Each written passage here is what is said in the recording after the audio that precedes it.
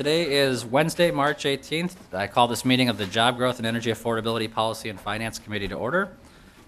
First, Representative Clark moves approval of the minutes dated March 17th. Is there any discussion? Seeing none, all those in favor, please signify by saying aye. Aye. Opposed, say nay. Motion prevails. The minutes are adopted. They gotta get you where they can. Members, we have 5 bills on the agenda today, but only Representative Vogel is here, so attendance being prompt and on time, he gets to go first. Representative Vogel moves that Representative Vogel, to your motion. Thank you, Mr. Chair. I will move House File 1105.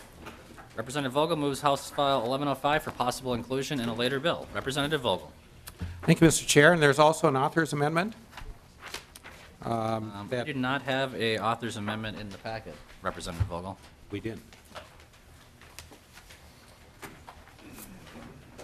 Representative Vogel, why don't you go ahead with your presentation, and we'll see what the amendment situation is.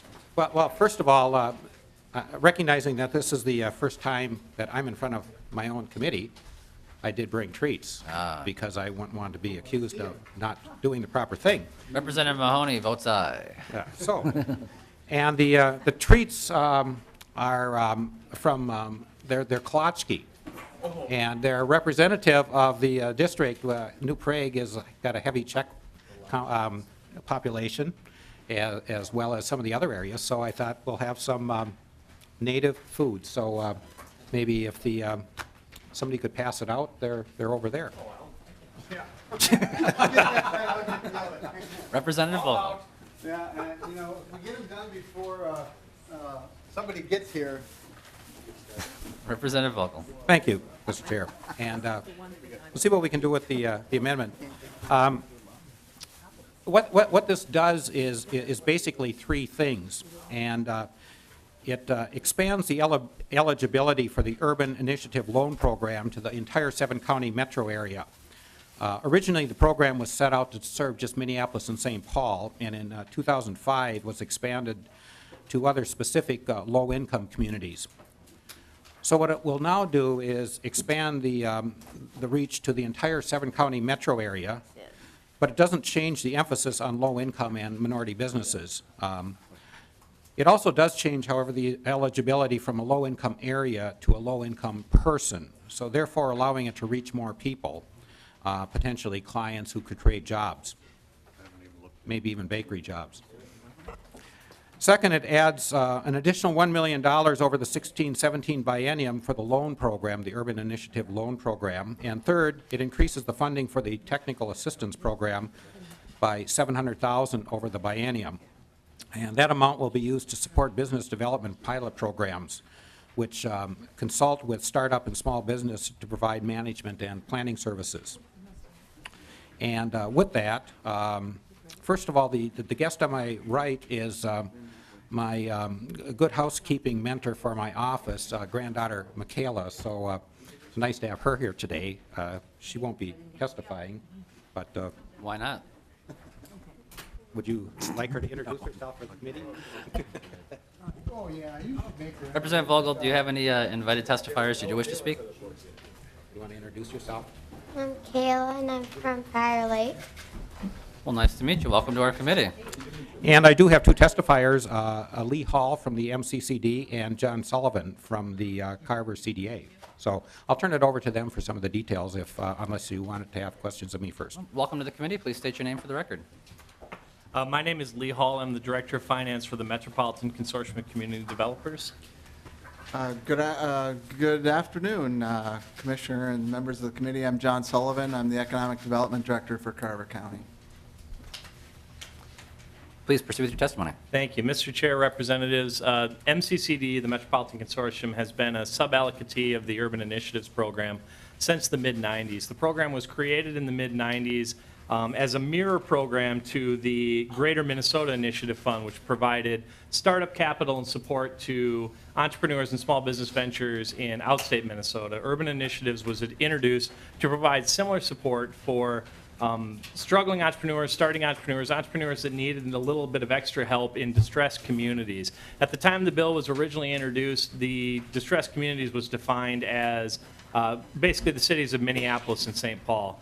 Obviously, a lot has changed in the metro area since 1995. The demographics have certainly changed. We're seeing greater diversity. We're seeing income levels of a lot of different stratas of income spread across the metro area.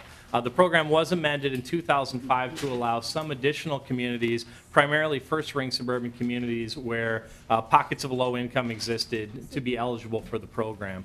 What we're proposing with this bill is expanding eligibility to the full 7-county metro to allow us to work with individuals who fall below 80% of the AMI, who are looking to start a business or are in business and looking for some support. The importance of the program, this capital really serves as an important leverage tool. It lets us work with businesses where we have a passionate entrepreneur, where there's really an opportunity for growth and expansion, but maybe they're not in a position where they're really able to directly access private capital at this stage of their business. It's not a replacement for private financing. It's not a replacement for the banks. It's an enhancement tool. I want to give one story of a UIP business that I was able to help in the last couple of years. When we talk about urban initiatives, when we were talking to Representative Vogel about our hopes with this bill, we were talking about what we identified as the service donut in the metro area. The outstate initiative programs covered everything outside of the 7-county metro. The urban initiatives program really specifically helped the cities of Minneapolis and St. Paul and communities right around that. And so what that really left was a service donut, everything between those core cities and where the initiative foundations met. This support wasn't really available to help those businesses. Speaking of donuts, I worked with a client maybe some of you have heard of a couple years ago. There's a business in Minneapolis known as Glam Doll Donuts. A couple of really bright, passionate entrepreneurs came to us a couple of years ago. They had a vision and they had an idea for a business that they wanted to start, but they were having a hard time accessing the capital through their bank. They needed about $120,000 to get the business going. The business really, it's a startup business and it really lacked collateral. There are a lot of soft costs in the startup. Their bank wasn't really comfortable approaching it at that level. So they referred the client to us. I worked with the client for about 6 months on some business planning issues, developing the projections, really refining the vision. We were able to put together a small financing piece to leverage bank financing. That $120,000, $90,000 of it came from a banking partner, $30,000 of it came from our organization, $15,000 of which came from the Urban Initiatives program. So really just 10% of the total financing allowed us to leverage the total package, which created a business that's now receiving national press. They've been invited to be on a cooking show on the Food Network. They're getting publication across the country as a place to see when you visit the Twin Cities.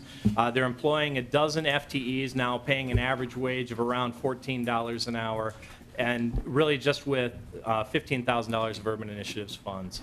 And that's pretty common of what we see with these funds. We have about a $5 million total capital pool for the activity that we do. About $500,000 of that really comes from these Urban Initiatives funds. So this little bit of money that the state puts in becomes sort of that first layer of capital, which allows us to leverage other outside resources. We're able to bring in investments from foundations, investments from commercial banks that we can layer and make available to entrepreneurs. So really about 10% of our total portfolio comes from these funds and lets us bring the rest of those dollars in. Where we're challenged is when we're working with communities outside of those core neighborhoods, trying to help those entrepreneurs access that capital. I brought John Sullivan from Carver County. Carver County is one of our partners in our program work. John and I work really closely on a lot of deals, and I'm going to let John talk a little bit about why the access to these funds is important outside of those core cities. Welcome to the committee, Mr. Sullivan. Thank you, Chair, and members of the committee, and Lee, thank you very much. This bill is important as a practitioner of economic development for Carver County. Lee had talked a little bit about that service donut, if you will. Our incomes overall in Carver County are fairly high, but to some degree that's a detriment to us because I can't tap into a lot of federal sources. We're not eligible for the Economic Development Administration funds. We're not eligible for the USDA rural development. But every day we have entrepreneurs and people that want to start businesses that come in that are low income, that are eligible, and they want to tap into funding resources that we can't give them, that we don't have. One of the things that would really help with the passing of this bill would be we could leverage our existing dollars, as thin as they are, with this program. And we could help people that certainly meet the income requirements to be able to start their own businesses and be able to expand. So I think it's important to really consider this and to take a tough look at it. I've worked in this area for just in the south area, both in Scott and Carver counties for the last 14 years approximately, and one of the reasons we've partnered with MCCD is we couldn't get any type of money to help people to start businesses. We just weren't eligible. So that's why we brought the MCCD in a couple of years ago to help us with starting entrepreneurs. And their programs have really helped us leverage the existing dollars that we have. So I guess with that, thank you, and I'll turn it back to Lee. Thank you. Representative Vogel, do you have any other invited testifiers? I do not. Members, this is a public hearing. Are there any members of the public who wish to testify in favor or voice concerns with the bill?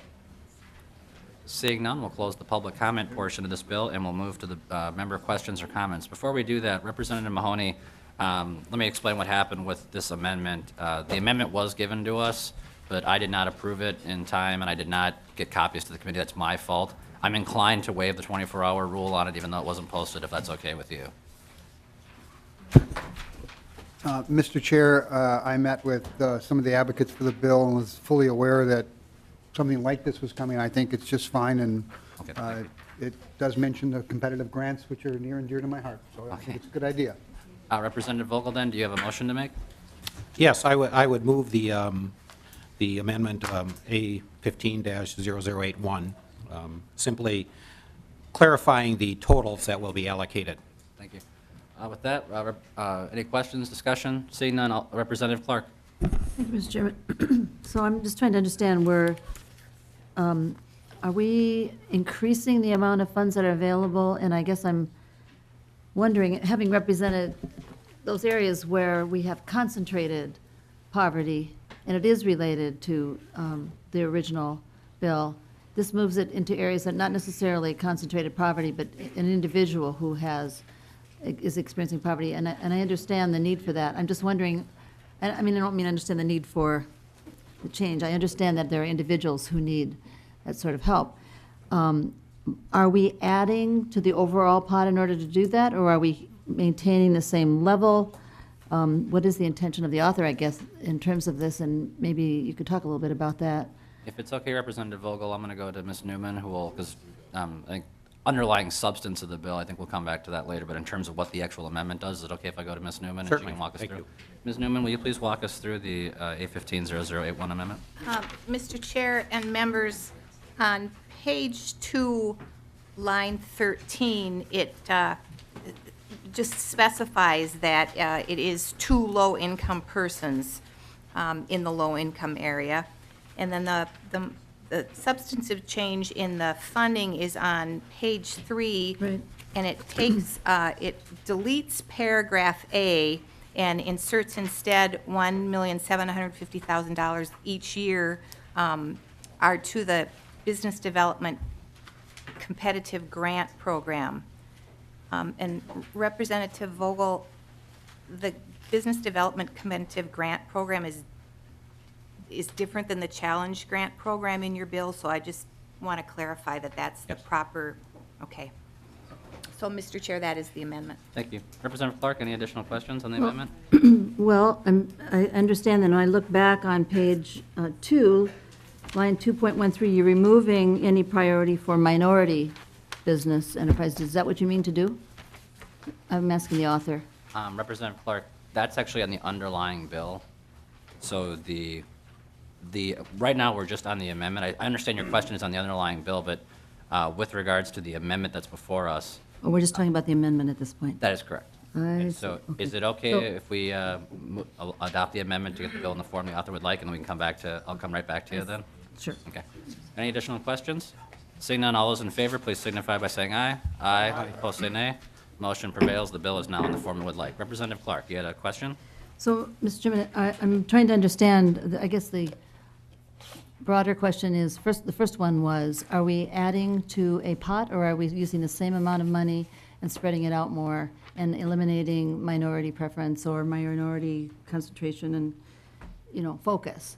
The focus has changed, and I'm wondering if we're adding more money so that we can do that, or if we're just continuing the same amount.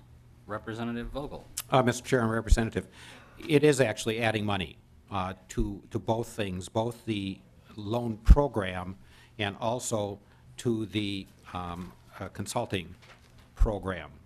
I can have Mr. Lee possibly explain that, or I'm sorry, Mr. Hall, explain that maybe a little bit better if you need more clarification on exactly where that money might go. Thank you, Mr. Chairman. Representative Clark. Yeah, I would like to know what the difference is. We'll start with that. To Mr. Sullivan or Mr. Hall? Mr. Chair, Representative, the Urban Initiatives Program was originally capitalized with $6 million. It's had 2 small allocations added to it over time. Those funds are recycled in the program as loans are made. But at current time, I don't have the exact dollar amount available, but at current time, the funds available through the state that are unallocated is about $125,000 for the program as a whole. So what this bill is requesting is that $1 million of new money be added to that allocation, which would then also be opened up for use in these new communities. So the bill does both things. It adds funds to serve minority and low-income businesses outside of the current geographic area, but it's also adding additional resources so we can continue to serve businesses inside the geographic area. Representative Clark. Mr. Chairman, so if that's your intention, why are you eliminating the word minority on line 2.13? To the testifier. Mr. Chair, Representative, it's just, I'm sorry, we didn't mean to eliminate it. It's actually incorporated later in the sentence. Just in clarity of reading the paragraph, we've removed minority after the word promote and moved it to job creation for minority and low-income persons through the 7 county. So the intention is to keep the focus on minority in there. It was a clerical choice to make the sentence read clearer. Representative Clark, it does not remove minority, it's just, Thank you, Mr. Chairman. Well, I understand your reasoning because you didn't remove it the second time. That's good. Mr. Chairman, I'll just stop it there at that point for now. Representative Wagenius. Yeah, on that, I think you do change the meaning of it when you're removing minority. And so it's to promote minority business enterprises. So now it's just to promote business enterprises. But there's job creation for minority low-income persons. So it is a change in what we are doing. So it's not just a change in reading of the language. So we are taking away the emphasis or the emphasis on promoting minority business enterprises. And I would suggest that that's a major change that, that may be the intention of the author, but it is a major change. We heard from the testifier that was not the intent. Representative Vogel, if we can debate grammar for a while, or if you want, can we remove the stricken language in line 2.13, and does it still work fine? Yeah, I guess I would be fine with that. It doesn't change anything. I don't think it will change anything as far as the implementation, so All right. if indeed that's an issue, I would have no problem with that. Representative Mahoney, you okay with us doing this on the fly right now? Cool. So with that, Representative Vogel then moves that the language that is stricken on line 2.13, the word minority that's stricken be unstricken. Is that the right way to do it, Ms. Newman? Yeah, Mr. All right, Chair, that's restored. correct. Any discussion? Thank Seeing you. none, all those in favor, please signify by saying aye. Aye. Opposed, say nay. The motion prevails. Any other questions from members of the committee? Representative Mahoney? Thank you, Mr. Chair, and to the testifiers, you spoke to the Urban Initiative Board, and this is ripe for a nice amendment, because the Urban Initiative Board is pretty much an all-Minneapolis board, and it serves 11 communities on the west side of the river and 12 on the east side of the river. Now, certainly the board doesn't get to choose who gets, as a board member, that's on the governor's issue, but just be aware of that, Representative Vogel, that there may be an amendment coming. But in any event, this is a really good moved forward on this. I do understand, and I'm a geek in other ways than our chair, the demographics. There are low-income people throughout the 11 county. There's pockets of low-income communities throughout the 11 county metro area rather than just the 7 county metro area, but 7 county is an easier way for us to work. So, members, this is actually a really good bill. The 1.75 million, I certainly hope that this is something that the chair looks very, very favorably on. We did, last year, we did about $6 million to all the Greater Minnesota Initiative Foundations and $500,000 to the Urban Initiative Foundation. This is kind of catching it up. So hopefully we can get this through and into the big omnibus bill, or is this going to move on its own, whichever. But this is a good bill, and I hope we can send it out of here with a really strong yes vote. Thank you, Representative Mahoney. Any closing comments, Representative Vogel?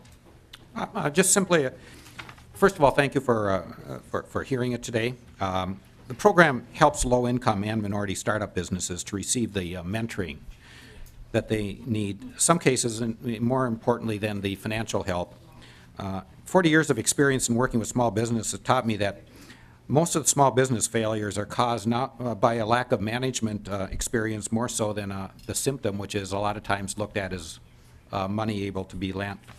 So what they're doing here is really working with people and their dreams and trying to make that dream into a reality by giving them the experience that they have, or sharing the experience they have to get a business going and then to keep it going. Because sometimes the worst thing that can happen to a business is to have an initial success, because it drives their need for more capital and they don't have it because they haven't planned right. So I appreciate the support, and I think you're doing some really great things here for small business startups. Thank you, Representative Vogel. With that, Representative Vogel renews his motion to have House File 1105 as amended laid over for possible inclusion in a later bill. Thank you, Representative Vogel, and our testifiers. Representative Dean.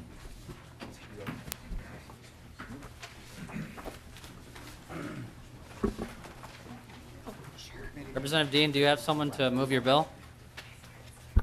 I will move it. Who said that? Okay, I looked over and I saw staff. I was like, you can't do that. What do you mean? Representative Scott moves that House File 1012 be recommended to pass and referred to the Committee on HHS Finance. Representative Dean.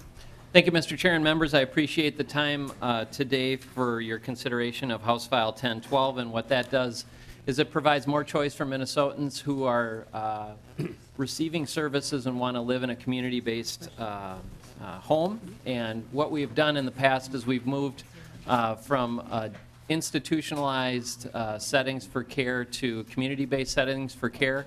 And part of that was to cap the number of people living at any one place. In 2011, Representative Abler, realizing that there was a need for more flexibility in that, to be able to provide people places where they want to live, lifted a cap of 4 people per house to 25% per building. What that does is it allows for more flexibility so that people can live where they want to live. Representative Clark has been a supporter of this in the past, and as we're moving forward, we want to be able to provide people with more flexibility. I have Mr. Chuck Peterson from Coalition, who is here to discuss this a little bit further, and that's my only testifier, Mr. Chair, to explain the bill. And before we go to you, Mr. Peterson, there is an A1 amendment in our packet. Is that yours, Representative Dean? Oh, yep, I'm sorry. I'd like to move the A1 amendment to get it in the shape that I would like, and that just is a technical amendment that changes the effective date to July 1st, 2016. Well, Representative Dean, you're not on this committee, so you can't move the amendment. Do you have an alternative strategy? I would appreciate anyone in the committee moving the A1 amendment. Cheryl moved the A1 amendment to a 1012 to put the bill in the form the author would like.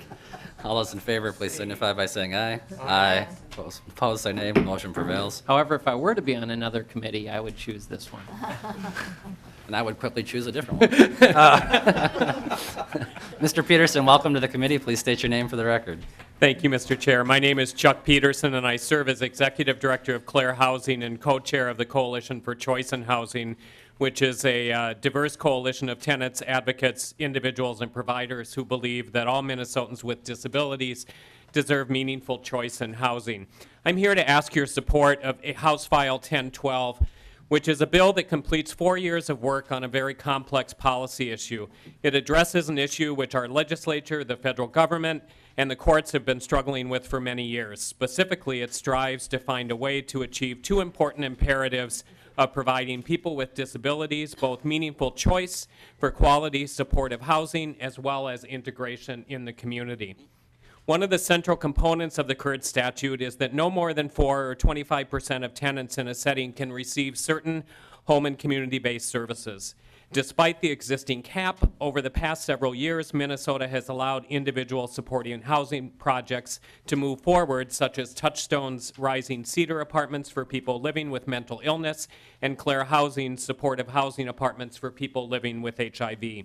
These exceptions were created because we know that this hard 25% statutory cap is a barrier to providing the kind of high-quality supportive housing that people deserve and is needed in our community. Although the current statute was created with good intentions, it's fallen short for several reasons. First, it's been characterized as unlikely enforceable in its current form under fair housing law.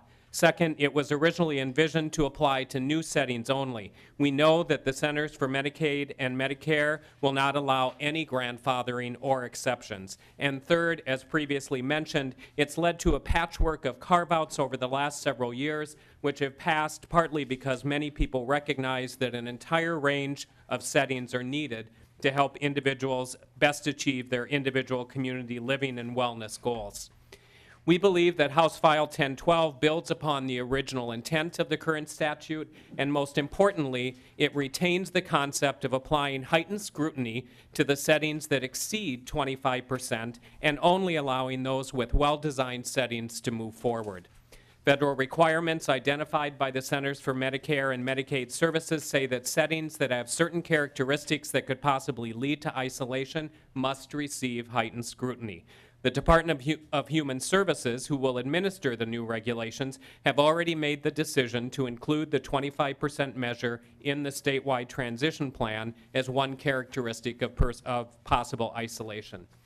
I'd like to ask you to support this bill because it recognizes the need to balance choice, quality, and integration while appreciating the significant role supportive housing plays in our community and the new federal and state regulations that will ensure that these values not just become an ideal, but an enforceable reality. Thank you. Thank you, Mr. Peterson. This is a public hearing. Are there any members of the public who wish to testify in favor or voice concerns with the bill? Seeing none, we'll close the public comment portion of our meeting and move to member questions. Member questions or comments? Seeing none, Representative Dean, any closing comments? Just appreciate your time and your support.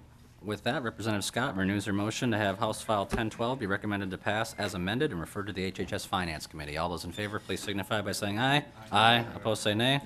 Motion prevails. Thank you, Representative Dean. Thank you for your time. Representative Loonan.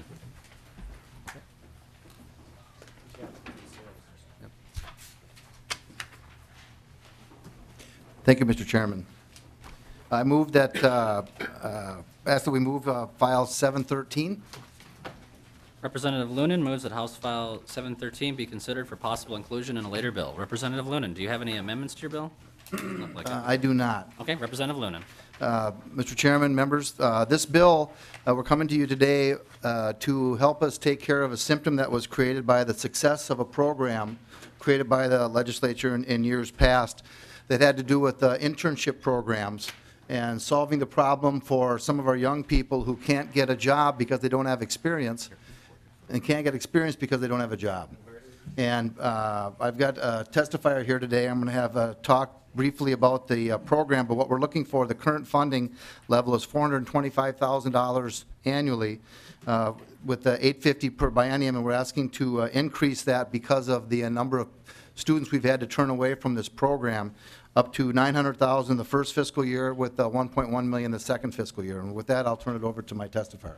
Welcome to the committee. Please state your name for the record. John Dukic with the Minnesota High Tech Association. And as Representative Loonan mentioned, this bill increases funding for the SciTechsperience internship program to $2 million over the next biennium, and that will provide for, or allow us to double the number of internships from 225 to 450. And what the SciTechsperience internship program does is provide students the opportunity to give them the opportunity to take what they learn in the classroom and apply it to give them the on-the-job experience they need to land a career after they graduate from college. The program connects students to employers through a website, a web portal. Companies maintain hiring authority, and what we do at the High Tech Association is pre-screen student candidates as well as companies to make sure that they meet certain eligibility criteria. And as Representative Loonan mentioned, the $2 million funding at the $2 million level will allow us to greatly expand the program. Since the program's founding in 2012, we have funded nearly 300 internships at 131 different companies, and 2014 was the best year yet. With more than 600 student applicants, we had enough funding for only 117 internships. And these internships took place across the state, from Perham to Laverne to St. Cloud, Floodwood, and throughout the metro. And there should be a map in your packets showing where the internships took place. So this year we have a goal of placing 125 interns, and as of Monday, we have 125 companies registered, 585 student applicants, which puts us nearly in line with where we were last year at the end of the year, and have already placed 49 interns. And as I mentioned, funding at the $2 million level will allow us to double the number of internships from 225 to 450. This is important because keeping talented students in Minnesota is critical for meeting our STEM workforce demands of today and tomorrow, and supporting our growing entrepreneurial companies. And with your help, we can continue SciTechsperience as a way to prepare our students for entering the workforce. And we have with us today a couple of students, interns, and businesses who can share with you their experience with the program. Welcome to the committee. Please state your name for the record. Mr. Chair and Committee, my name is Kristen O'Connor, and I'm an analyst at Aspen Research Corporation. Please continue with your testimony. I was hired at Aspen as an intern during the summer of 2014, and I am still currently working at Aspen full-time. I heard about the program from one of my professors at College of St. Scholastica. He knew I was looking for work experience outside of school and gave me a flyer for the SciTechsperience program. I graduated from the College of St. Scholastica in Duluth with a bachelor's degree in chemistry. My internship at Aspen's analytical lab gave me an opportunity to get hands-on experience in an industrial lab setting versus an academic setting, further develop my skills in chemistry, as well as gaining critical lab and communication skills that cannot be taught in school, as well as understanding the business side of chemistry. At Aspen, I performed testing using a variety of analytical platforms, software, and instrumentation that also weren't available at my undergraduate institution. I improved my communication skills by working with project managers and clients individually, complying with employer and client confidentiality, and writing professional reports. Overall, this internship has helped me gain confidence in my abilities by handling expensive, irreplaceable, and time-sensitive samples for innovative projects. The most interesting project I've worked on so far is called Extractables and Leachables, and these are studies of plastic medical devices. Studies were set up using exaggerated temperature and time to see what additives or chemicals may be coming from the plastic product that may be transferred to the drug and maybe continue into the human body. The importance and concern for these projects is making sure that appropriate testing protocols are used and whether or not potential harm from chemical exposure may occur. My goals for my future career include working in industry, but prior to my internship, I was unsure about what field of chemistry I wanted to focus on or if I wanted to continue to graduate school. My time at Aspen has allowed me to gain experience in not only a variety of analytical platforms, but also build relationships with coworkers and ask them about their educational and work experience. This has further encouraged me to continue my education and accept an offer from Iowa State University to obtain a PhD degree in analytical chemistry. You had me until you said Iowa State. Oh, Cyclone! We will not vote on alma maters Yeah. today. It just depends. Are you planning on coming back to the Twin Cities? Yes. You may want to stay in Ames. Iowa and come back. Yep. I apologize for interrupting your testimony. Please. That's all right. I was definitely unsure about the PhD program before starting my internship, and I wouldn't feel as prepared for graduate school or motivated to continue my education without the confidence, skills, and expertise that I gained at Aspen. I believe that my overall experience from working at Aspen will greatly contribute to my graduate education and future success as an analytical chemist. Thank you for your time. Well, thank you very much. And you said you're from Prior Lake, right? Prior Lake, Are you- Minnesota. Is this a constituent of yours, Representative Vogel? Or Representative Loonan? Sorry. No, that would be in Representative Albright's district. Oh, okay. Good. Well, thank you again for your testimony. Welcome to the committee, sir. Please state your name for the record. Thank you, Mr. Chair. I'm Roger Pearson, and I'm the president of Analytical Services at Aspen Research. So you've heard Kristen talk, and I can tell you it's been just a great pleasure to see this whole program just kind of balloon. Aspen got into it in 2012, and I quite frankly can't tell you how I heard about it because I don't remember, but it may well have been from Becky. Since we got into the program, we've had 10 interns that we've used at Aspen Research, and they're extremely valuable.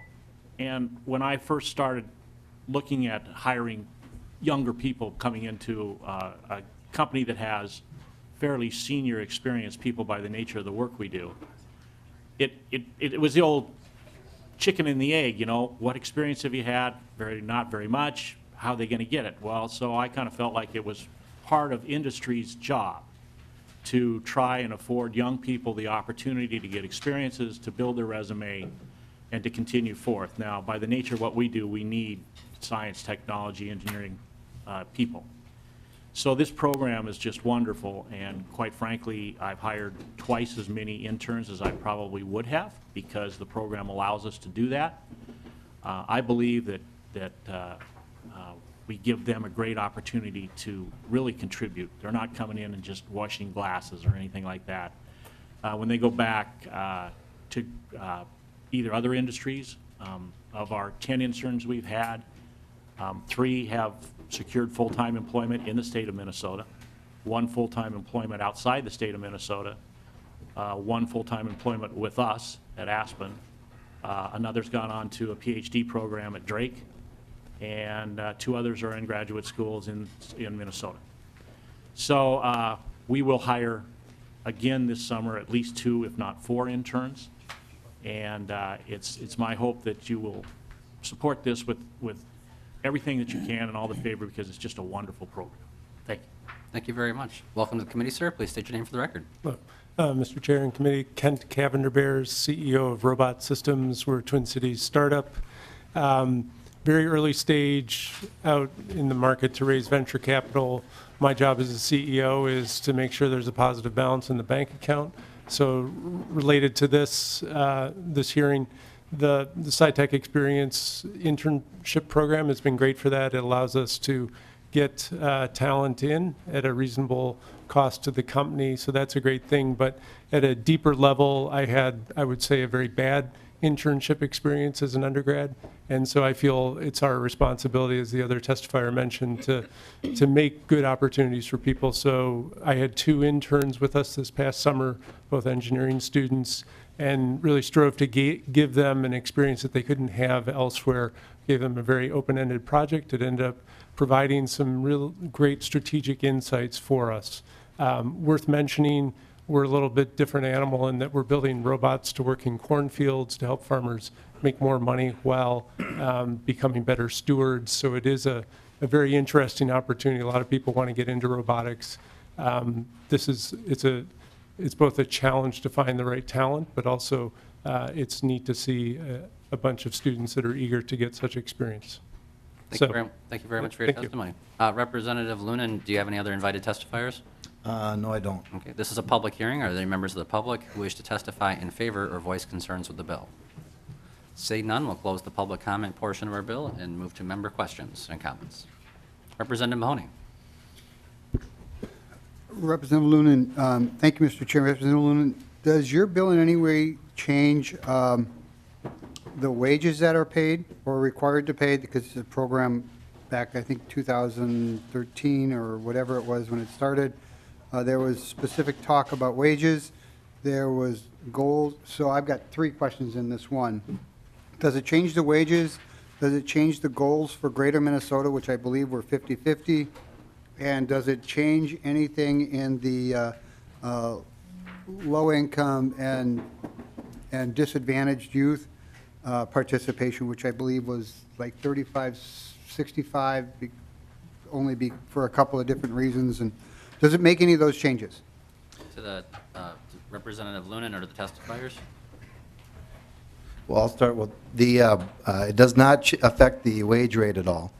None of that was in there. And I'm going to let them answer I'm not aware of any changes in any prescribed ratios. If there is, I'll let you articulate that, but I don't think there's a change. Welcome to the committee. Please state your name for the record. I'm Becky Siekmeyer. I'm the program director for SciTechsperience. It's not my recollection that we have specific targets for Greater Minnesota, but we have done very well in Greater Minnesota. We do a lot of outreach in those areas. I just got back from St. Cloud this morning. We have right now, well, last year it was about a 60-40 split between Metro versus Greater Minnesota companies, and we're trending that way again this year. About 39% of the internships have some tie to Minnesota, either through the student or through the company. So we're trending well in that area, and I apologize, Representative Mahoney, I don't remember. Your second question was? Representative Mahoney. The low income. The program is open to all students, and so it's we do targeted outreach to students of color, different student groups, and we do outreach to women students and students in general. So it's open to all students. We don't pre-screen for that, so I don't necessarily know what their economic status is.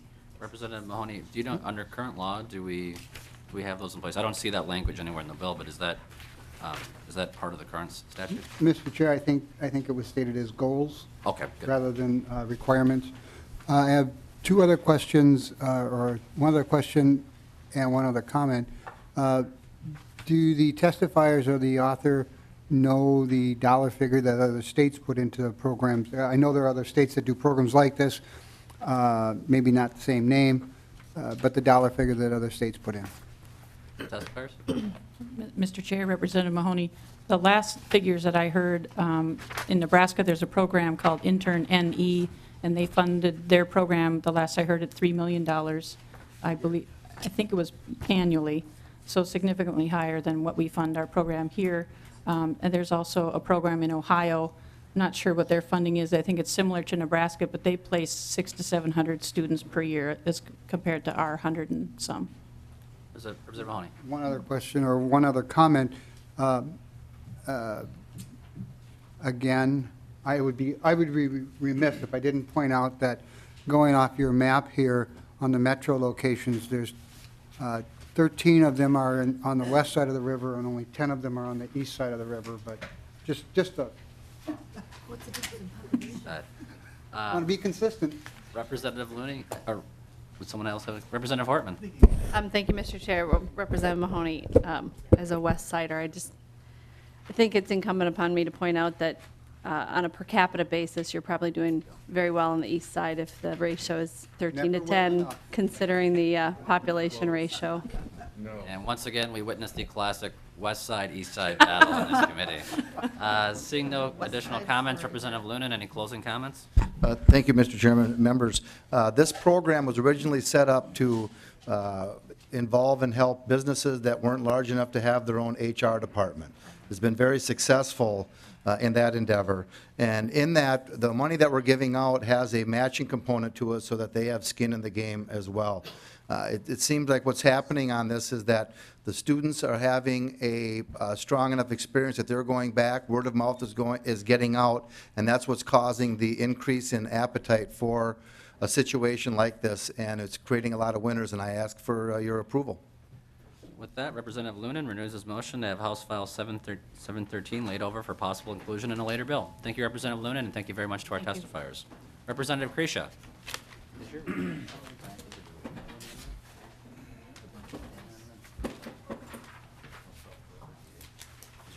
Summary.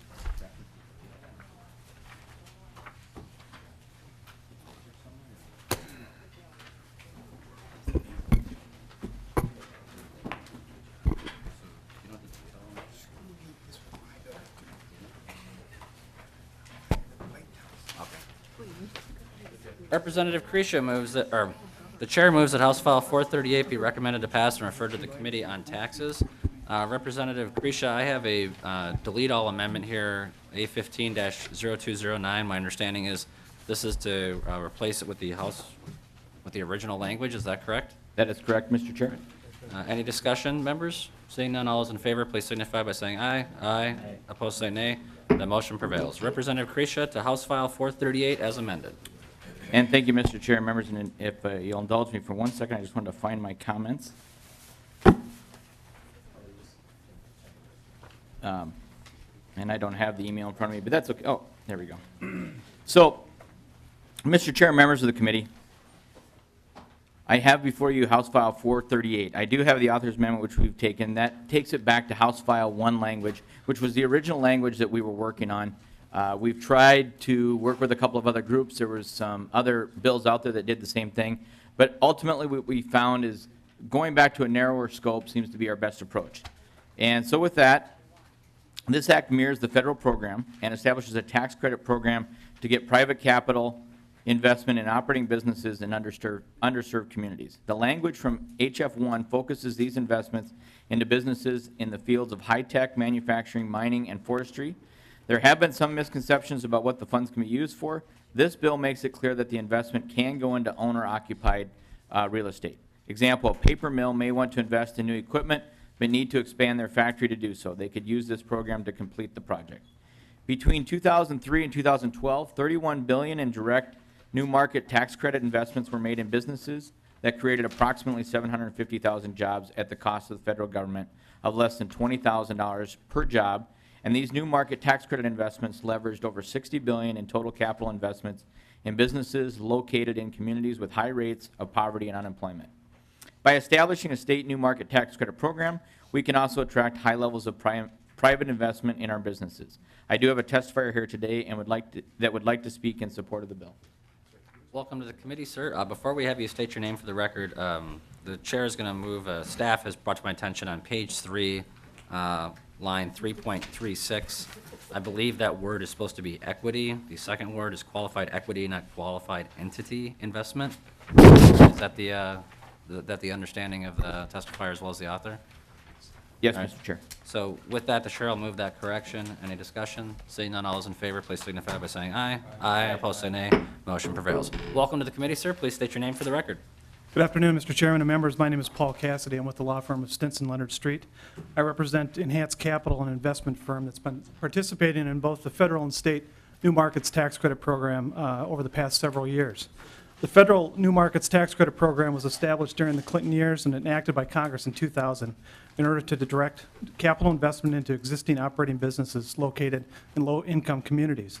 The New Markets Tax Credit Program authorizes both individual and corporate investors to receive a tax credit against the federal income tax they pay. CDs, this equity is invested by financial institutions called Community Development Entities, or CDEs. CDEs can take the form of a lot of different entities, such as economic development authorities like the St. Paul Port Authority, or a regional economic development authority, or an investment company, such as my client is an equity investment firm. This is a highly competitive program. Between 2003 and 2012, $20 billion in private capital was invested at the federal level in communities with high poverty rates, low incomes, and high unemployment rates. It's estimated that the demand in the federal program, New Markets Tax Credit Program alone, far exceeds its funding by a ratio of almost 10 to 1. Because of the high demand for this access to capital at the federal level, 14 other states have chosen to adopt a similar New Markets Tax Credit Program at the state level in order to attract private capital. The proposal before you today would create a state New Markets Tax Program in Minnesota separate and apart from the federal program. This proposal would authorize a New Markets Tax Credit Program in Minnesota that would emulate the federal program, utilizing much of the same regulatory framework with one twist. Minnesota would not have to compete for a federal allocation. Instead, it would have its own pool of dollars from which to draw from. This new program would authorize $250 million in new capital to be deployed in the first year of enactment. Investors would have access to a tax credit for their investment in the CDE. The CDEs must have an allocation agreement with the U.S. Department of Treasury and a service area that includes Minnesota, and allocation awards would be authorized through deed. All capital deployed within the first year would be in low-income, economically distressed areas. Just like the federal program, the credit totals 39% of the original investment amount and is claimed over a period of 7 years.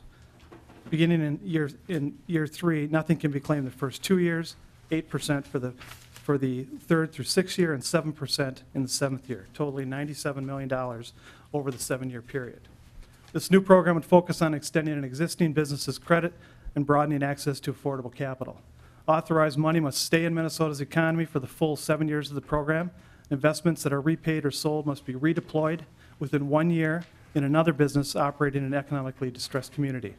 Unclaimed tax credits are subject to disallowance for the entire 7-year credit compliance period, and the CD is subject to fines in the legislation if any of these rules are violated.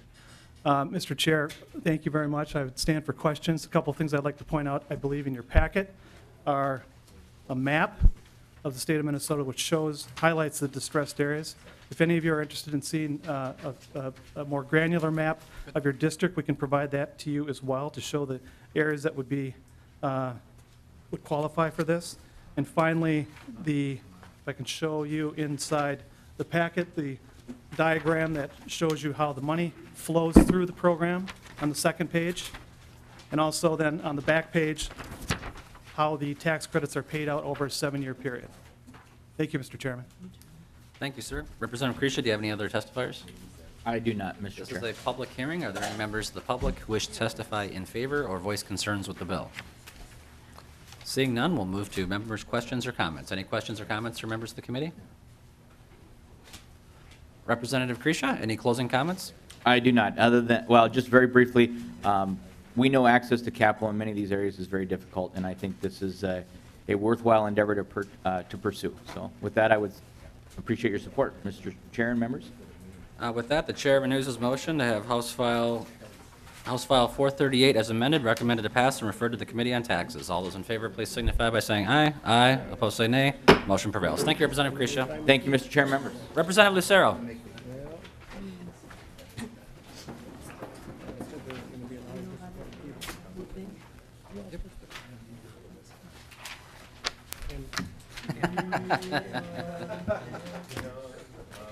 Singly? Mr. Chair, Representative Lucero. because you so appropriately shamed me yesterday, wasn't going to make the same mistake twice. So, Representative Lucero, I have some bad news for you. It's the right action, but the wrong bill. I don't think it's going to change any votes today. well, perhaps not. But what I do have for us today is cinnamon chip scones from a company called Great Harvest, which is just down the block, as a matter of fact, on Selby. So, whoever wants to pass them out. I think you can pass them out, can't you? Simon's been just a hair up there. No. Thank you very much, Representative Lucero.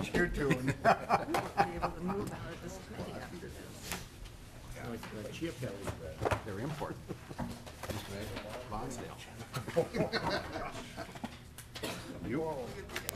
Peggy, you want to move the bill? No. Representative Scott. I would like to move thank you, Mr. Chair. I would like to move House File 1400. Representative Scott moves that House File 1400 be considered for possible inclusion in a later bill. Representative Lucero. Thank you, Mr. Chair. So I come from a district in which a Monticello nuclear power plant is right next door. And we appreciate the safety of the plant as it has become a part of our normal daily lives. The Xcel Energy Monticello nuclear power plant was built in 1970. The Prairie Island nuclear power plant was built in 1974. So both plants are 40 to 45 years old at this point. The current permit for both plants expires in the early 2030s, approximately 15 years from now. And my understanding is that the regulatory review process for a new permit takes approximately 15 years. So hence, this discussion is definitely very timely. Minnesota enacted a moratorium on new nuclear power plants in 1994. And the reason I'm bringing this bill forward is I believe that all options should be on the table when considering the future of Minnesota's energy needs. Removing the moratorium would simply allow utilities to at least consider the option. And Mr. Chair, I do have 5 testifiers. And I would like to bring the first one up, Bill Heenley from International Brotherhood of Electrical Workers. And I have Mr. Melander is on deck, so if he's still here. Okay. Welcome to the committee, sir. Please state your name for the record. Thank you, Mr. Chair, members of the committee. My name is Bill Haney, Legislative and Political Director for IBEW Minnesota State Council. We represent the workers that run the nuclear plants in the state of Minnesota. We are urging you to repeal this law and pass the bill because we basically think it's kind of a meaningless law for a few reasons. First of all, no utility has on its book a need for capacity of the size that would come from a plant of this nature. Secondly, the economics for nuclear plants at this point in time are not in line for being a competitive addition to Minnesota electrical generation needs. And thirdly, the permanent management of the spent fuel is not dealt with at this time yet either. If a utility needed capacity of this size that a nuclear plant would bring, and if the economics were in line, and if the spent fuel was dealt with on a permanent basis, all those three things, those stars aligned, I think this moratorium would fly off the books in a blink of an eye. But none of those stars are aligned at this point. If you're going to vote for this bill thinking it's going to provide jobs, building trade jobs, I would urge you to think again about that. I think it'll provide some jobs for lawyers, but certainly not building trades people, simply because there's no plans to build a plant of this size. The law as it stands does not prevent anybody from talking about it, thinking about it, and it certainly doesn't prevent a utility from considering it. If, like I said, all those stars were aligned and the utility were to sit down with its planners and say, hey, let's see what kind of a new plant we should build because we need this great addition to our capacity here, they would be subject to serious shareholder lawsuits if they didn't consider a nuclear plant. And again, if they considered it and all the stars were aligned, then I think it'd be a go, but that's where it's at today. Thank you, Mr. Chair. Thank you. Mr. Melander and Mr. Gerber's on deck. No, I think you jumped ahead. I'm Haney, Melander's on. No, I know you're done, though. I'm calling for Mr. Mr. Melander's testifying next. Welcome to the committee, sir. Please state your name for the record. Chair, committee members, excuse me, my name is Harry Melander. I'm here on behalf of the Minnesota Building and Construction Trades Council. Our organization represents 60,000 workers within the construction industry. As I like to say every time I get an opportunity, thank you for putting our industry back on track. I'm here today. My comments will be much briefer than they were across the street. Part of my testimony over there was more personally based. So mine are going to be very direct in regards to just creating options for a discussion for baseload energy within the state of Minnesota. We believe in 2015, we're able to have a conversation not only about nuclear energy, but other difficult things that face the state of Minnesota, and we would encourage all of you to allow us that opportunity to at least have those types of conversations in baseload energy options. Thank you. Thank you. Mr. Gerber and then Mr. Evans, you're on deck.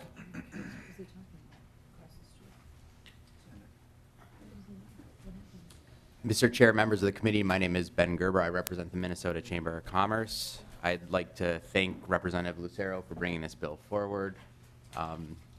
I'd like to start out first by stating that the Chamber has had a long-standing policy in removing or repealing the nuclear power moratorium. I think one of the reasons why it's important is that utilities are required by, through the integrative resource planning process, to plan out 15 years. You look at 15 years ago, we wouldn't have thought that prices for certain energy technologies would have dropped so significantly. And that's why it's also important that we allow for utilities to plan all these different contingencies and include nuclear in their long-term planning. The next is the storage is extremely safe.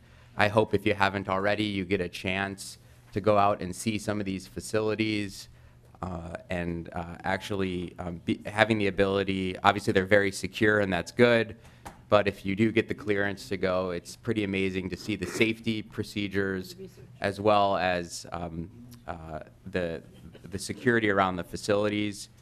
And I think it's important to realize too that the way our Public Utilities Commission process works is the lowest cost resource to meet the specific need will get selected. And we are going through a period of time where I just looked up MISO's coal retirement plans. They're going to likely retire 14 or more gigawatts of baseload coal in the coming years, and that will need to be replaced by with something. And that something will likely either be natural gas or potentially, if this is removed, could be nuclear. So I think it's important for the planning, and obviously cost is a concern, and the chamber looks at that very closely, and we'd like to work with utilities to at least study this. And with that, I'll stand for questions. Thank you, Mr. Gerber. Next, we have Mr. Evans and then Mr. Makala. Welcome to the committee, sir. Please state your name for the record. Mr. Chair, members of the committee, I'm Rick Evans with Xcel Energy. I just really can reiterate what others have said. We're looking forward at a challenging time in the utility industry as we start to encounter things like a carbon-constrained universe and the need to replace aging infrastructure, and as some of our plants start to approach within the planning horizon, which is 15 or 20 years, the end of their useful life. And so we need to start thinking about those things. And I'll just use the cliche that others have used, is it's good to have all the tools in the toolbox. It's certainly true, as some of the other witnesses have said, that as we look at it now, the construction of a nuclear plant seems to be very expensive and possibly outside of what the Public Utilities Commission and the utility might choose as a resource plan, but things happen to change very rapidly. Technology changes around us all the time, and our belief is that this is a good bill to, again, put all those tools back in the toolbox, keeping in mind that, of course, the Public Utilities Commission is the ultimate decision maker as to what resources are chosen as we go forward as a public utility.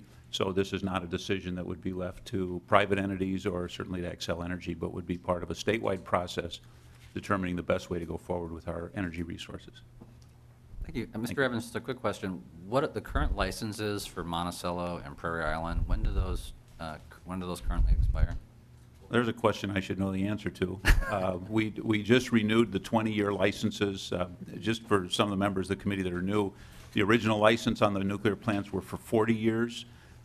Those expired a couple of years ago, and we were able to renew those licenses for 20 years, which is the standard renewal. There is no prohibition in law against renewing them for an additional 20 years, but it happens in the United States because of the age of our nuclear fleet. No one's ever done it, so it would be charting new territory. Having stalled to answer your question, I will say that I think it's something like 2023, 2024. That's not right. That's longer than that. I think we're going to go to the answer validation center. Go to Mr. Glahn over there. He seems to have I think we're going to go to the answer validation center, and that is Mr. Eloff. Mr. Eloff, do you know what the numbers are? And Mr. Glahn can confirm it if he wants. Mr. Chair, my understanding is that the Monticello license will expire in 2030, and the two units in Prairie Island are 2033 and 2034. That sounds right, Mr. Chairman. It does. Okay. And again, but there is a possibility that they may be, at that point, they may be extended in the future. We just don't, we don't have a reference point for other facilities across the nation that have been extended a third time for their license. Is that correct? That's correct. Thank you. Thank you, Mr. Evans. Mr. Makala and then Commissioner Grant. Welcome to the committee. Please state your name for the record. Thank you, Mr. Chairman and members of the committee. My name is Nathan Makla, and I'm a state government relations manager for the Heartland Institute in Chicago, Illinois. For nearly 2 decades, Heartland has studied economic and environmental impacts of nuclear power. Today, my testimony is going to explain why it's environmentally beneficial, why nuclear power is safe, and why lifting the prohibition of new nuclear facilities outweighs any cost. My first point is that nuclear power is environmentally beneficial. Nuclear power is America's largest source of clean air, carbon-free electricity, which produces no air pollutants or greenhouse gas emissions. Beyond air quality, nuclear power can produce a vast amount of power from a tiny volume of fuel and requires far less land use than other green energy sources such as wind. An average nuclear power plant occupies 1/3 of 1 square mile, whereas wind farms must use up to 200 square miles of land to generate the same amount of power. In Minnesota, nuclear plants currently produce 21% of Minnesota's electricity and 56% of Minnesota's emission-free electricity, thus preventing the emissions of tens of thousands of air pollutants. Compact baseload nuclear plants are a direct substitute for baseload coal plants. As a result, opposing nuclear energy has been increased use of coal. It would be prudent for those who oppose nuclear energy to consider the consequences of this position. Legislation for action on climate change and against nuclear energy are incompatible goals. My second point is that nuclear power is one of the safest energy options. Nuclear power plants in the United States are held to the strictest regulatory standards in the world. The nuclear power plants are subject to rigorous Nuclear Regulatory Commission oversight, NRC, including inspections, preventative and corrective maintenance, and extensive equipment testing. The NRC is also required to report to Congress the number of abnormal occurrences that take place at nuclear power plants. Beyond NRC oversight, the Institute of Nuclear Power Operations keeps a database of operational issues in the nuclear power industry. According to this database, not a single safety significant event has occurred since 2002 in the United States. The Heartland Institute Science Director, Dr. Jay Lehr, has stated that nuclear is the safest form of energy. The nuclear industry has ramped up its safety efforts in recent years. It has developed a diverse, flexible mitigation approach to address the risk of loss of power and maintaining effective cooling. More than $2 billion of safety enhancements have been implemented since 2011. And it should be noted that for half a century, there have been no radiation-related health effects linked to nuclear power facilities. The National Cancer Institute asserts that nuclear power plants effectively protect the public's health. Nuclear waste storage is no longer a safety concern. The Nuclear Regulatory Commission voted 3 weeks ago to lift a moratorium issuing plant licenses after finding that storing spent nuclear fuel rods on site at nuclear plants is completely safe. The Commission also voted to adopt a new rule reiterating that spent fuel rods can be stored at closed nuclear plants for long periods of time. Minnesota nuclear plants will be regulated by the same federal agency other nuclear plants around the nation are regulated by, meaning if you trust the federal government on issues like TSCA reform, Ozone Next, the Clean Air Act, then you certainly must trust the NRC to keep Minnesota safe. My third point is that there's economic benefits of nuclear power in the state of Minnesota. Nuclear power is not an intermittent energy source, which makes it more reliable and renewable energy. Nuclear power produces electricity when needed, regardless if the sun is shining or the wind is blowing. Most plants have an 18 to 24-month supply of uranium fuel in their reactors. This allows for grid stability, which provides consumers stable and affordable electricity cost. Nuclear power employs more than 1,300 high-skilled workers in Minnesota. Over $315 million of materials, services, and fuel for the nuclear plants are purchased annually for more than 1,150 Minnesota companies. The average payroll for a nuclear power plant, 550 workers, is $40 million and contributes $470 million to the local economy.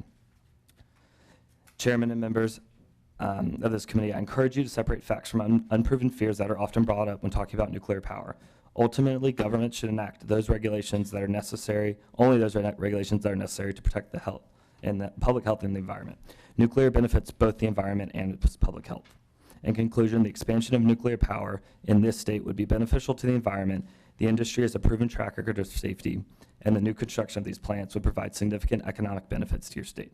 Therefore, Minnesota should lift its moratorium on the construction of new nuclear plants. Thank you for allowing me to speak. Thank you very much for your testimony, sir. Commissioner Grant.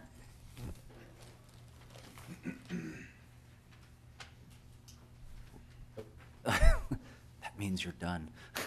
Thank you. Commissioner Grant, welcome to the committee. Thank you, Mr. Chair, and for the members, Bill Grant for the Department of Commerce. And I wish I'd had the opportunity to go right after Mr. Haney from the IBEW, because for all the reasons he supports this legislation, we would oppose it. And I think there are many strong reasons to keep Minnesota's nuclear moratorium in place. First, as he mentioned, new nuclear power plants have yet to find a solution for their waste. And the high cost of development of a waste solution would be paid by ratepayers. Instead, we continue to demand a national solution to the nuclear waste dilemmas at both Monticello and Prairie Island. Otherwise, these two communities in Minnesota may become permanent repositories for nuclear waste. Second point is around the need for such a facility, and it's clear now that Minnesota does not need new nuclear power plants into the foreseeable future. According to the plans submitted by our utilities to the Public Utilities Commission, Minnesota does not need to build new baseload power for at least the next 15 years. The last nuclear power plants in Minnesota began operating in 1973. The last coal-fired power plant was commissioned in 1987. In the meantime, Minnesota electric utilities have responded to increasing electricity demand with a diversified mix of lower cost and environmentally preferable resources such as wind and facilities that burn natural gas and biomass fuel. The third point, Mr. Chair, is the cost issue. And costs continue to be the major sticking point for new nuclear power plant construction in this country. And many of the reasons stem from the problems that nuclear power plants have had in this country and elsewhere. The plant disaster in Japan, for example, have driven the cost of building and operating new nuclear plants ever higher. And for consumers, the rate impacts, particularly to struggling businesses facing global competition and low-income Minnesotans already paying a disproportionate share of their income for energy, would be unacceptably severe. So, Mr. Chair, the Department of Commerce is committed to working on Minnesota's energy future with the legislature, Minnesota's electric utilities, and stakeholders to determine how we can best meet our statewide energy needs and strengthen our economy without exposing ourselves to the higher costs and risks of nuclear power. Be happy to take any questions, Mr. Chair. Thank you, Commissioner. In your testimony, you said we don't need new generation for the foreseeable future. Are you using 15 years as the foreseeable future? Mr. Chair, just to clarify, I said we don't need a new baseload capacity for the next 15 years. That's right, according to the plans that have been submitted to the PUC. So, Commissioner, when, if Monticello and Prairie Island drop offline, what baseload power sources are acceptable to the Dayton administration? Mr. Chair, a number of our utilities have existing contracts with power plants in hydroelectric dams in Manitoba. Those are something that we would expect will continue to develop as dam capacity increases in Manitoba. And of course, we still receive the largest share of our power from coal-fired power plants. It has been mentioned that some of those will retire as they age, particularly the smaller, older facilities, and some of that has already started to happen. But we do expect the two major baseload units in the state to continue operating for some time. But Commissioner Grant, in terms of replacing this power, we can't build new coal-fired power plants. So how do we replace that power? Mr. Chair and members, I don't believe there's a prohibition on building new coal-fired power plants. There is going to be a requirement that they meet certain emission standards, and that is going to require carbon capture and storage technology, a technology that is still under development and may be available by the time new facilities will be needed. It's a generous statement, but yeah, I mean, the technology doesn't exist today to build a coal-fired power plant that would be allowed under federal rules, right? Mr. Chair, that's correct, but I think a new nuclear plant is going to have the same kind of difficult sledding for its own reasons. No, but at least the technology exists. It's not a theory. We know that we can do that. The carbon sequestration technology that, for example, is being used in the Kemper facility in Mississippi, the primary reason why they're able to do that is because they're doing oil recovery, which unless there's something new, unless we find some sort of oil recovery in Minnesota, I don't think we're going to be able to use that. Mr. Chair, in addition to the facilities in this country, though, and there's one in Beulah, North Dakota, selling CO2 to Canada for enhanced oil recovery as well. There are facilities in Europe that are currently operating with carbon capture and storage technology. But isn't the Next Generation Act, doesn't it prohibit, isn't there some element of prohibiting it unless, is there a requirement for a carbon offset? Mr. Chair, Commissioner. there's a requirement that it meet a certain emission standard that a carbon capture-ready plant would be able to meet. Okay, so hydro, a yet undetermined technology for carbon sequestration for coal. What other baseload sources will be available? Well, Mr. Chair, natural gas can certainly be operated as a baseload facility, although it typically is not. Okay. And I guess the concern I have is that right now, we are on a regulatory pathway for various reasons, not just regulatory, but also just the economics, that the only new generation we're building in this country primarily is natural gas and renewables. And what that does is it eliminates one of the principal tenets of energy policy, which is reliability. We're removing diversification from our energy mix. And I'm a huge proponent of natural gas. It's great for America, it's great for the environment, but what I'm against is an energy grid that is 100% natural gas and renewables and nothing else. I'm opposed to that, and I've heard the governor's comments on coal, that he wants Minnesota to be coal-free. I've seen those comments echoed in a letter from the MPCA. And so it's very concerning to me from a stability and diversification standpoint that there should be other things besides natural gas and renewables. And your comments excluded today, I've heard a lot of hostility to coal regardless of how it's done. The technology doesn't exist. I certainly understand natural gas can do that. Hydro isn't even the hydro facilities in Canada, the big one is really hasn't even developed yet. It's the one of them's under construction. Do you understand the concerns I have about diversification? Mr. Chair, I do, and I would say if you look at the current energy mix in Minnesota, adding natural gas and renewables is actually restoring diversity to our energy mix rather than ruining it. We still rely predominantly on coal and nuclear in this state, and will for the foreseeable future. As I see it, adding natural gas and renewables is actually growing our diversity, not lessening it. And Commissioner, I would agree with you that in the short term, that is correct. But I also see the regulatory environment we're in with regards to coal. I hear the governor say he wants Minnesota to be coal-free. I see a moratorium on new nuclear, and I see huge amounts of power generation that are going to be, at least under current licensing, are expiring in 2030, 2033, and 2034. It sets up an environment where in a very swift manner, we could be very dependent on natural gas and just renewables. And that's the pathway that we are on, absent any changes in Minnesota public policy. And you slap on the 111D stuff, and that's kind of where it is. So thank you, Commissioner. I appreciate you answering those questions. This is a public hearing. Are there any members of the public who wish to testify in favor or voice concerns with the bill? Come on down, Mr. Hottinger. Are there any other testifiers besides Mr. Hottinger? All right, Mr. Hottinger, you'll be our last testifier, then we'll close the public comment portion, and we'll move to member questions. Welcome to the committee. Please state your name for the record. Thank you, Mr. Chairman. I appreciate it. John Hottinger. I'm here representing the Sierra Club. And I'm kind of like Commissioner Grant. Mr. Haney may have well said it all, but I will add a much reduced set of comments. The Sierra Club, as you know, is the largest grassroots voice to preserve and protect Minnesota's environment with 14,000 people. We have consistently been opposed to nuclear power. Much of the reasons still exist. The storage of radioactive waste, the potential costs of nuclear power, and that's, I guess, one of the things I've heard here is that nuclear power is becoming increasingly non-competitive, especially since the disaster in Japan and the $300 billion expense of what took place at Chernobyl some time ago.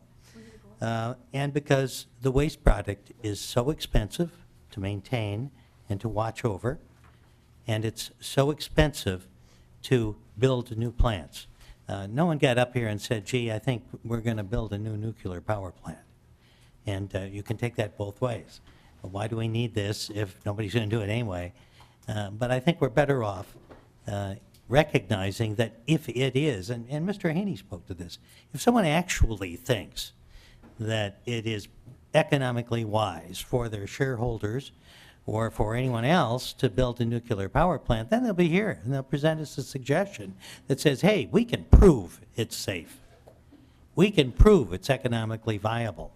Right now, for instance, the changes at Monticello ended up costing ratepayers a lot of money to upgrade the place. And the numbers that most impacted me, and I'm going to keep this real brief, but the cost of decommissioning a nuclear power plant once they've outlived their useful life. You don't turn off the lights and walk away. According to a December report from Excel on decommissioning its Minnesota plants, shipping of the spent fuel would have to wait a minimum of 30 years due to a need to cool the spent fuel following discharge from the reactor. The projection of costs of decommissioning run the gamut from 36 years requiring a cost of $1.1 billion to 100 years after shutdown at $2.1 billion. Unless we can solve these problems, we're not going to see nuclear power, much less needed. I found interesting Mr. Gerber's comments who said, how do we replace it in the future? Well, Mr. Chairman, you had a much better discussion about that. Mr. Gerber said natural gas or nuclear.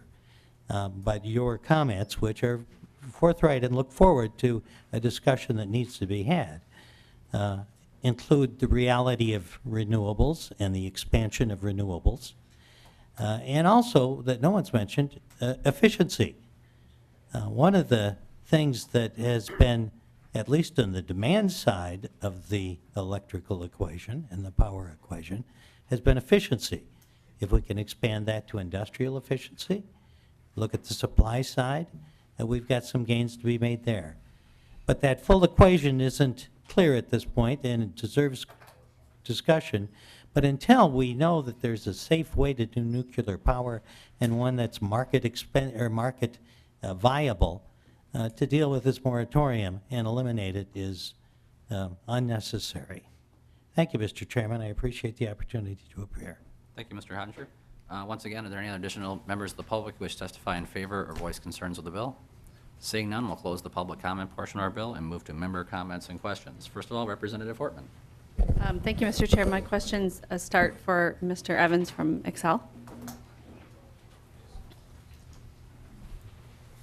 Representative Hortman. Thank you, Mr. Chair. Mr. Evans, in the company's proposed integrated resource plans, are you proposing a new nuclear plant? Mr. Evans. Mr. Chair, members, no. Representative Hortman. Are you familiar with the Georgia plant that's been under construction for the past few years? Mr. Evans.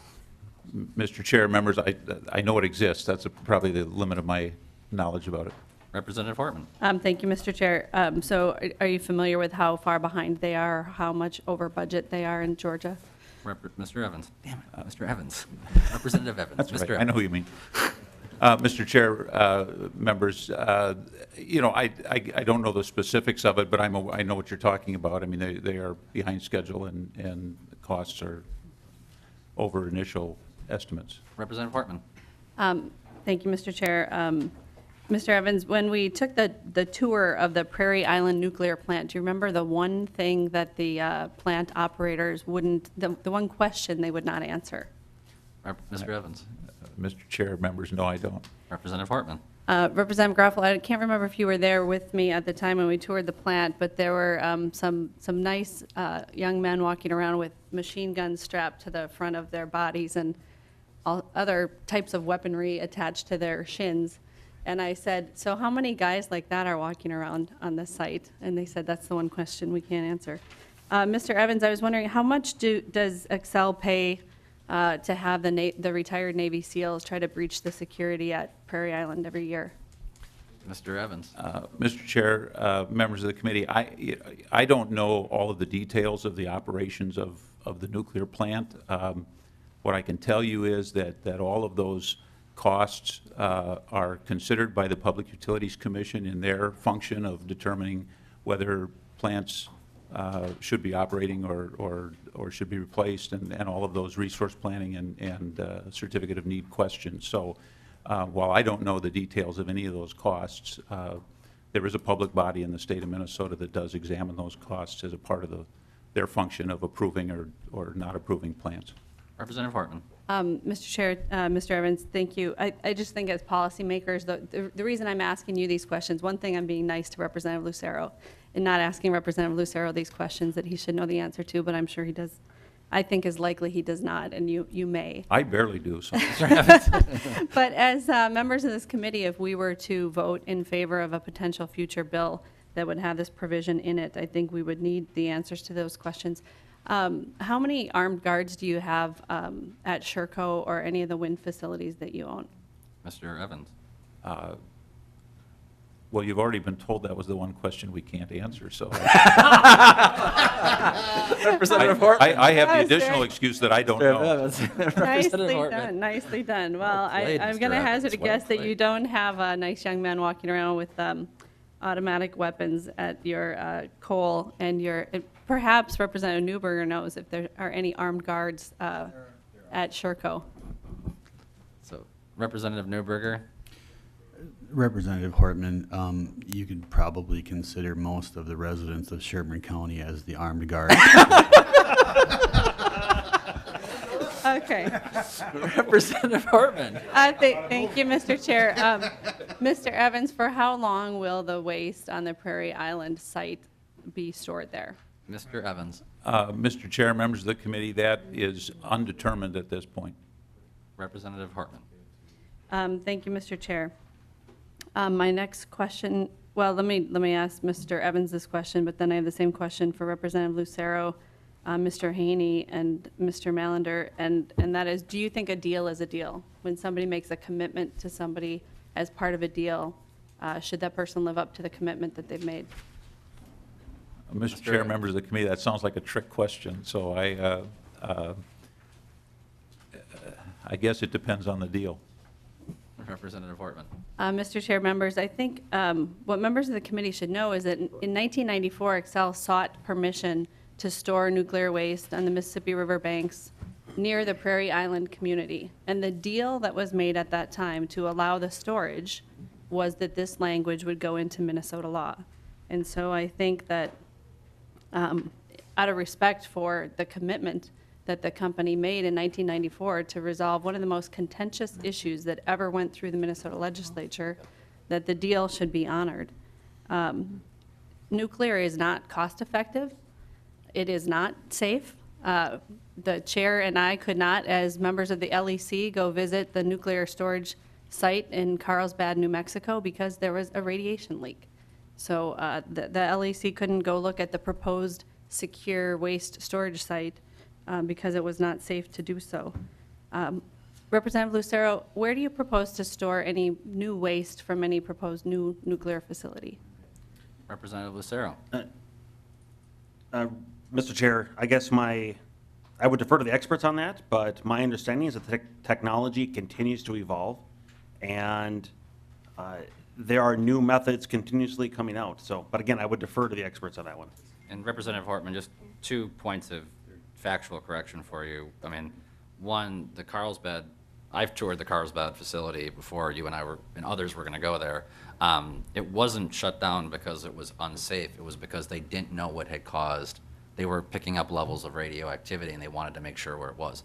There was never any exposure to the public. There was never any public danger.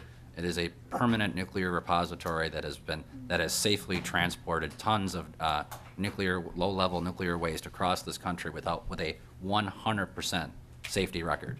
And if there's one facility that people should get a chance to visit if they're interested in energy issues, it is to visit the Carlsbad facility. It is literally in the middle of nowhere. There's no water underground, stable geological formation. It is a permanent repository, and one where they actually support the permanent storage of low-level radioactive waste. With regards to the issue of where future storage is going to go, I think it's generally recognized that in the short term here, Yucca Mountain's going to open back up. Now that Harry Reid's no longer majority leader, it doesn't take a fair amount of controversy to recognize that's where things are going, and that we'll be moving beyond that to regional repositories. But in terms of where that's going to be and where it's going to happen, I don't know, but I'll tell you this, the science is indisputable that having a permanent repository is far safer than a decentralized distributed mechanism that we currently have under law. Representative Hortman. Mr. Chair, if Carlsbad was safe, we would have gone to see it. It's not safe. They're not letting people in right now. So It's not a matter of safety, Representative Hortman. It's that they didn't know what it was. So, Representative Hortman, go ahead. Semantics. well, I share their concern in not letting people go in where they're not sure where the radioactivity is coming from. So I think that's probably a wise decision by the people who operate the site.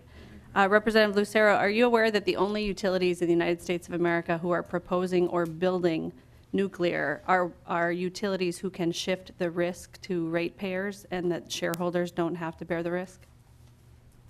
Representative Lucero. Mr. Chair and Representative Hartman, no, I was not aware of that. Representative Hortman.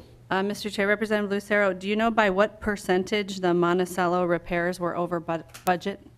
Mr. Evans, do you know what that number is for how much the upgrade and enhancements and repairs to Monticello were? Mr. Chair, you're protecting the freshmen from hazing. Oh, no, I just don't think he knows the answer. Well, I'll defer to Representative the Portman, point. who probably knows the answer. Representative Hortman, do you know the answer? Even more accurately than I I do know the answer. Well, no, I don't know the answer. I know that the proposed upgrade was initially 300 and some million. I believe it was around 320 million. And I know that the completed upgrade cost $748 million. So Representative Hortman, I have given you 14 questions for the testifiers. Is it okay if I move on to other members' questions now? Mr. Chair, I think that that's entirely appropriate, but I would say that it would be respectful to the committee if in the future, when you prevent us from asking questions of each of the testifiers as they come up, that you hold yourself to the same standard. I might do that, but again, I've given you 14 questions, Representative Hortman. If you want to ask more, you can go ahead. But if No, you I'm don't- good, Mr. Okay, Chair. I just want to make sure. Okay. Representative Fabian. Thank you, Mr. Chair. I appreciate that. And you're not going to get 14 questions, Representative Fabian, just so you know. Representative Fabian. Mr. Grant, will you come down, please? Is there anybody here from Minnesota Power? Mr. Chair? Thank you. Mr. Grant, you talked about the Manitoba Hydro situation. What do you know about, well, I won't ask that question. Currently, Minnesota Power is proposing a transmission line that's coming down, obviously from Manitoba. Are you aware of the controversy, it's not, regarding the siting of the power line that's coming across the Canadian border into Minnesota, and the administration's desire to change the siting to add cost to the line? Commissioner Grant. Mr. Chairman and Representative Fabian, the only controversy I'm aware of is the proposed crossing point from Canada into the United States. Representative Fabian. Thank you, Mr. Chair. That's not a controversy at this time. I believe Minnesota can say that, Power can say that that has been solved, and it was solved with a lot of work by a lot of people in the local area doing that. The siting situation now has to do with where the power line is going to run. Is it going to go across state land, or is it going to go across private land? Are you familiar with that? And the administration's position on that? Mr. Chair, the function we perform for the Public Utilities Commission in siting processes is to evaluate routes and compare the environmental impacts associated with those routes. I'm not aware of a controversy surrounding the crossing of state lands versus private lands. Thank you. Representative Fabian. Thank you, Mr. Chair. So would adding miles to a siting add cost to a project? Mr. Grant? Commissioner Mr. Grant. Chair and Representative Fabian, that would depend on a number of factors involving the type of property and land that was being crossed, whether that property would need to be taken through eminent domain or not. Representative Fabian. Thank you, Mr. Chair. If there were increased costs, would those costs be borne by the ratepayers? Mr. Chair and Representative Fabian, likely they would, yes. Okay, thank you. Representative Fabian. Thank you, Mr. Chair. And can someone from Minnesota Power help me with the next question? As I understand it, the hydroelectric dam that's being constructed is located, I believe, east of Lake Winnipeg. And rather than the transmission line coming straight south from east Winnipeg, east of Lake Winnipeg, it's actually going to be routed west of Lake Winnipeg and Lake Manitoba. Are you familiar with that, sir? First of all, if you could Mr. Chair, introduce committee yourself for the oh, tape so yep. that we know who you Mr. are. Chair, committee members, Thor Underdahl with Minnesota Power. Representative Fabian, I'm not 100% familiar with that. I could talk with our siting and permitting folks and the folks working on that line in the regulatory manner. Thank you. Representative Fabian. Thank you, Mr. Chair. Well, just a little latitude here. I am familiar with that. I've seen the siting and so forth, and it's going literally hundreds of miles west at higher costs, and are going to be borne by the ratepayers. My point is that I hear so many people expressing concern about ratepayers and ratepayers, but because of siting and issues that associated with them that I think could be solved, we add costs that the ratepayers are picking up. So I just, I get concerned that some of the issues that come forward with regards to the siting on state land versus public land, we had a deal pretty much worked out. Representative talked about a deal should be a deal, and we thought that we had one worked out, and now the administration is coming in kind of near the end and saying that we don't have a deal. So that becomes a concern of mine. If I could ask Mr. Hottinger a couple of questions, or should I defer my time, Mr. Chair? If you could just do it quickly. Mr. Honger, if you could come down.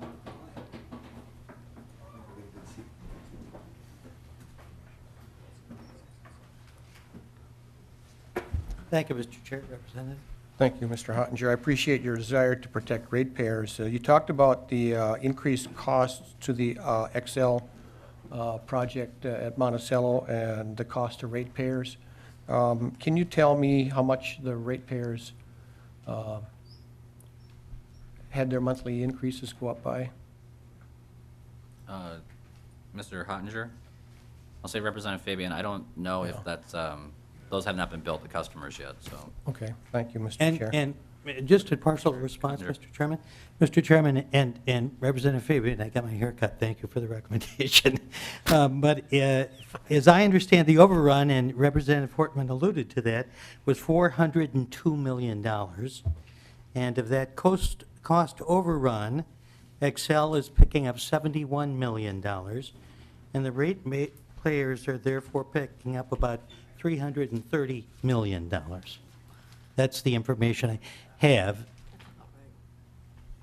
So one more question, Representative Fabian, last then we're one. going to go to Representative Isaacson. And to that point, in western North Dakota, in the coal-fired plants, the upgrades that have been made there to the tune of hundreds of millions of dollars, who's picking up the cost on those? Mr. Chairman and Representative Fabian, I do not have that information. I suspect, as with Representative Fortman, you do. It's the ratepayers. Thank you. Representative Isaacson. Thank you, Mr. Chair. I think I have a couple of questions here, but I want to make sure I frame them correctly. You know, inherently, I'm not just against nuclear power for the sake of being against nuclear power. It actually is a very clear issue to me, and that is all the science that I've read about it just doesn't have a conclusive way to manage the long-term effects of the spent fuel, right? And we have some short-term ways of saving it, but even our best short-term ways of saving it, future generations will be paying the price unless technology catches up. And so what I don't understand when I hear the tension and talking about how we're going to find different ways of managing future needs in the energy grid, and Representative Garofalo, you had talked about you know, the lack of diversification that we have. My question is, well, it seems to me like we're conflating several issues in a kind of a misdirection rather than talking about what the main issue is, which is nuclear power a good idea to bring back on the table as a possibility, right? And it seems like it's really clear that it's not until we have the technology to manage the waste. And so I want to make it that simple. And do you agree with that statement or not? Mr. Chair and Representative Isaacson, no, I believe that we should have the discussion. We should not stomp on the ability to even have a conversation. Well, we're having a conversation. Removing the moratorium would not change anything other than allow us to have the conversation. Representative Isaacson. It appears to me that we're having the conversation right now and the moratorium's still in place. So I think that's, and I appreciate you bringing the bill because I think you're right to have the conversation. My concern is that, you know, we're not talking about a train derails and it's horrible for families and a town gets affected and it's awful, and 10 years later the town can kind of recover in some respects. And other things can happen in different energy circles that can be horrible, but when a nuclear thing happens, right, when we have problems there, it's like generational. When you have fuel that's going to last tens of thousands over 1 million years, right, we can't foresee that. It's not fathomable to us to think of it in terms of that many generations. But my concern is that if we don't start thinking like that, that's kind of what got us in this pickle in the first place environmentally. While I'm sympathetic to the concerns we have about making sure we're moving at a gradual rate that doesn't ruin business and stick ratepayers with a lot of money, in terms of how much they have to pay, it is my concern that at the same time, if we're not being environmentally responsible, it kind of makes the point moot. Right? And so when I look at this idea of bringing nuclear power back, it is kind of mind-boggling to me when the science is so clear that long-term we just don't know how to manage it. Just don't know how to manage it. It isn't like an and maybe, but we don't have the best facility we've built can last 10,000 years, it says. The rods are going to be radioactive for 1 million years. Now, I know that to us it doesn't seem like much because we're around for maybe 100 years if we're lucky. But I want to be thinking about future generations in the way that I manage our energy. And I think that the argument being made that, well, technology is going to catch up with nuclear energy, well, guess what? Technology is going to catch up with solar, it's going to catch up with wind, it's going to catch up with hydro as well and push us forward. So I just can't believe that this is a relevant discussion to be had right now in the sense that there are so many other options on the table and we are so unclear about the long-term future of nuclear power. Why we'd be having this discussion when there are so many other discussions to be had is kind of beyond me.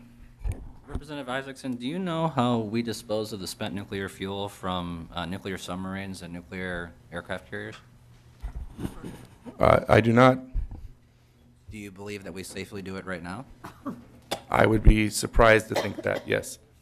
No, I do not. I don't think that we do long-term have an answer for that stuff. But I'm not a nuclear engineer either. It's important because there were a lot of statements made about permanent storage of spent fuel. Mm-hmm. You should know that for decades, the United States has safely transported and stored permanent repositories of spent nuclear fuel from our nuclear submarine fleet as well as nuclear aircraft. To Yucca Mountain or to where? No, I mean, it's through the Department of Defense. The primary. So we don't have access to that, I suppose. No, so it's primarily through the state of Idaho. It travels our interstate highway system. It travels our rail system. Yep. And so we are doing this right now. And the objections to this, and the reason why I bring this up is not science, because your objections to this were on science, and I will tell you, the science is clear. The science is clear that right now we safely transport and store spent nuclear fuel from the Department of Defense. The difference is because of the Department of Defense, they don't have the level of state civilian oversight that we do with our energy policies. Representative Mr. Garofalo, I would say that you're correct almost completely, except that right now, so far, they have safely done that as far as we know. Representative Mahoney. Thank you, Mr. Chair, and to the members of the committee. I actually have been, they wouldn't let me touch the dry cask storage down at Pryor Island, but I stood in front of it. I actually worked around it for a little while. I spent 2 years working there. Just so everyone understands, my radiation level after 2 years at Prairie Island was less than a chest x-ray. And that's going through there, I can't remember what they call it, but it is a safe facility. The fact that they have armed guards is a terrorist issue. And, people bring up the red herring about the federal government having to subsidize the insurance for nuclear power plants. Well, we subsidize all of America because of terrorist attacks. Almost every large building, every insurance company, every big facility, every oil refinery, every chemical plant, we as our federal government subsidizes that particular piece of insurance. And if they didn't, many pieces of the state of Minnesota, of this country would shut down. I have a couple of questions, and I'll try to be, not questions, but a couple of statements, and I'll try to be quick. They talk about the Manitoba hydropower. I'm a bit concerned because I do remember the issue with the Native Canadian, or First Citizens of Canada and their problem with hydro. So, you know, are we just having another country deal with a problem so that we don't have to? That's a question that I have. We have right now, to use a phrase that one of my colleagues uses, we have a storage facility not 500 feet from an Indian child care center. That's truly unacceptable. We have to deal with that. We have to get rid of that dry cask storage that is stored at Prairie Island, and whether it's at Yucca Mountain or wherever, but that's unacceptable. But having said that, oh, and then the one other thing about people talking about Chernobyl, well, if you look at Russian technology and Russian technicians, and Mr. Putin might be a little upset at me, but they were incompetent, and their designs were incompetent. The Japanese fiasco was because they didn't put a roof and a second generation generator on plant site. A complete human failure of planning, of engineers, not the actual plant itself. It was designed to be fixed. And in today's world, as they design these plants, you have a non-mechanical way of shutting the plant down. You don't need a generator. The plant comes to a certain point, the bells and whistles go off, the valves open up on top, and they fill the can. So, members, I have always supported lifting this ban for the simple fact that it is a 15 to 30-year process. And neither you nor I nor anyone in this room or in this state actually knows what we're going to be facing in 30 years. And fear should not dictate our decisions. So there, I've said all my piece. I'm going to support this bill moving forward, so long as someone tells me that they're going to move some casks from Prairie Island. Thank you, Representative Mahoney. Members, we have another committee hearing that's going to be coming in here. We have 3 additional members on the list. What we're going to do is, should this bill show up in a later bill, then we'll resume this conversation at that time. Representative Lucero, do you have any closing comments? The only closing comment I would have is I want to make sure that this was distributed. It's a letter of support from the Minnesota utility investors. We did receive that. Thank you. And with that, the chair renews his motion to have House File 14 laid over for possible inclusion in a later bill. Representative Lucero, thank you, and thank you for the treats. Members, thank you again for members' brief questions and comments last night as well as today. It is greatly appreciated. With that, we are adjourned.